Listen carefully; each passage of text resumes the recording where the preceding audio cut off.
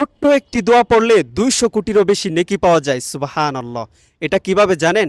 রাসূল বলেন, কোনো ব্যক্তি যদি এই দোয়াটি একবার পাঠ করে, সারা দুনিয়ার সমস্ত মুসলমানের জন্য একবার দোয়া করা হয়, তাহলে সারা পৃথিবীতে 200 কোটিরও অধিক মুসলমান রয়েছে।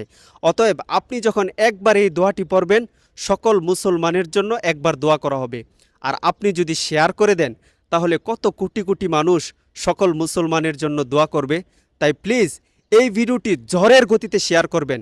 আর সেই দোয়াটি হলো, আল্লাহুম্মা গফির লিল মুমিনিনা ওয়াল মুমিনাত।